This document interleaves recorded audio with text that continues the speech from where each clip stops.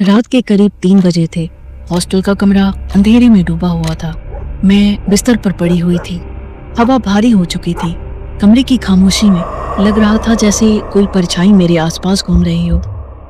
आंखें खुली थी पर शरीर पत्थर बना पड़ा था।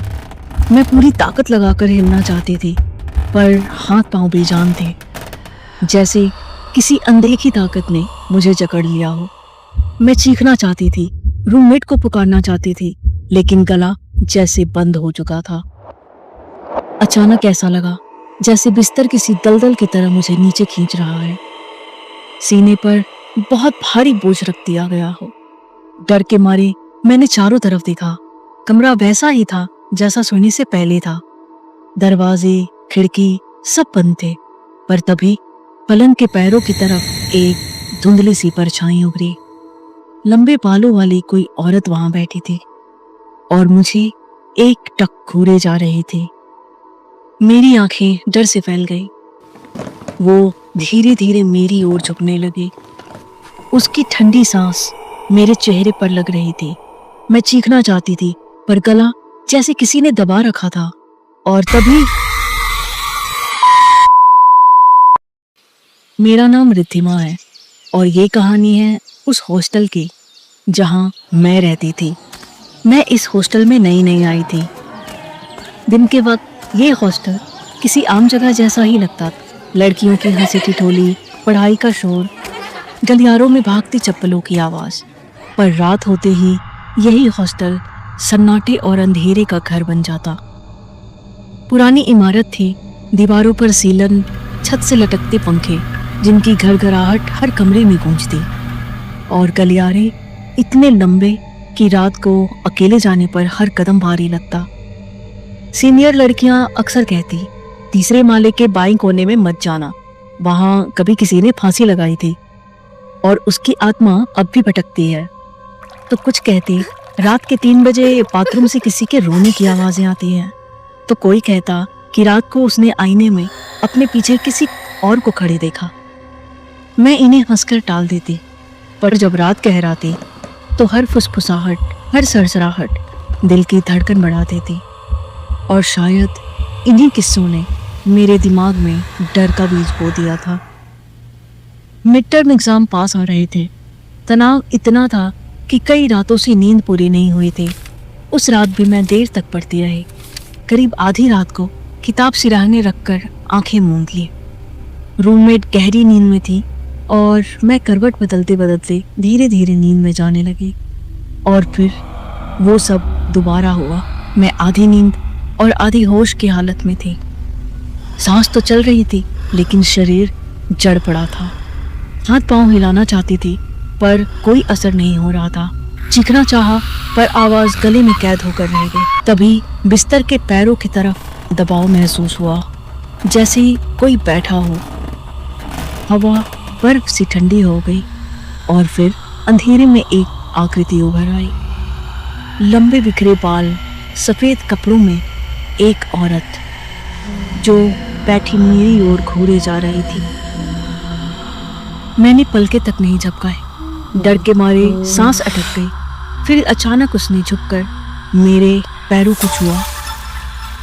जैसे ही उसकी बर्फ सी उंगली मेरे शरीर से लगी, वो बिजली की तरह मेरी छाती पर चढ़ बैठे। मेरे सीने पर भार बढ़ता गया, सांसें रुकने लगी और मैं पूरी ताकत से मन ही मन चिल्लाई, हिलो, उठो। पर शरीर ने जवाब दे दिया। आंखों से आंसू निकल गए पर लुढ़क तक न पाए। और तभी उस औरत ने अपना चेहरा उठाया, इतना डरावना कि शब्द नहीं। वो चेहरा बस एक बार देखकर जिंदगी भर न भूल सकूं। अचानक जकड़न टूटी और मैं जोर से चीखती हुई उठ बैठी। रूममेट घबराकर उठी, लाइट जलाई। मैं पसीने में भीगी हुई थी, चेहरा सफेद पड़ चुका था। कुछ समय तक समझ ही नहीं आया कि ये सपना था या सच। मैं डर के मारे रो पड़ी। सहमी आवाज में सब कुछ बता दिया। रूममेट ने कहा, बस बुरा सपना होगा, पर मुझे अब भी यकीन नहीं था। जो महसूस किया वो इतना रियल था कि मन मान ही नहीं पा रहा था।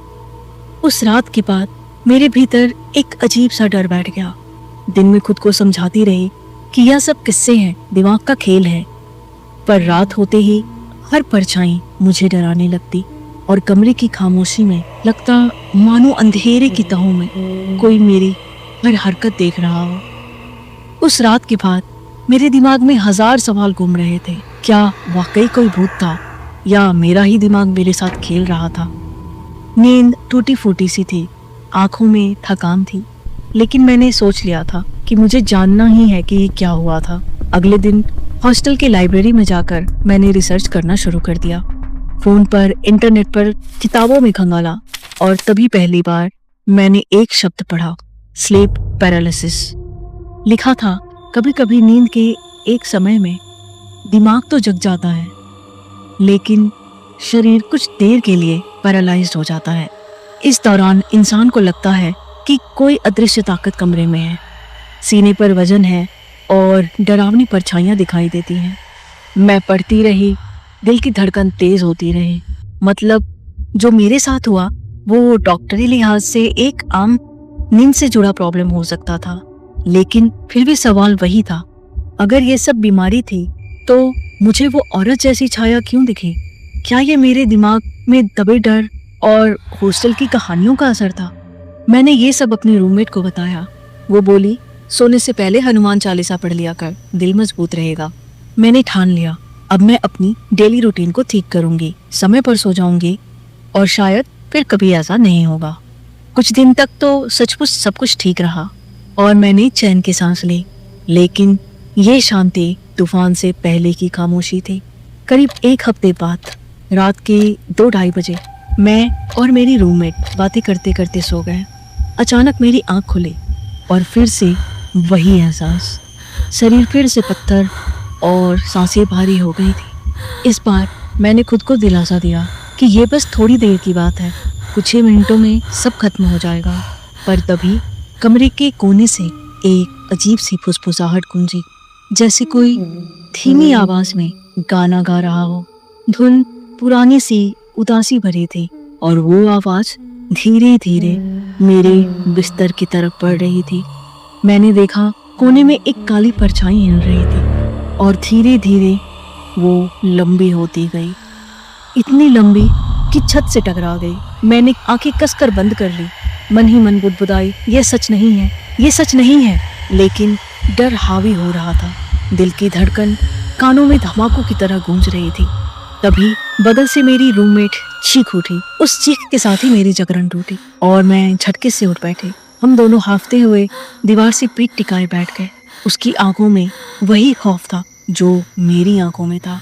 वो कांपते हुए बोली, मैं सपना देख रही थी, कोई मेरे सीने पर बैठा था, मैं हिल भी नहीं पा रही थी।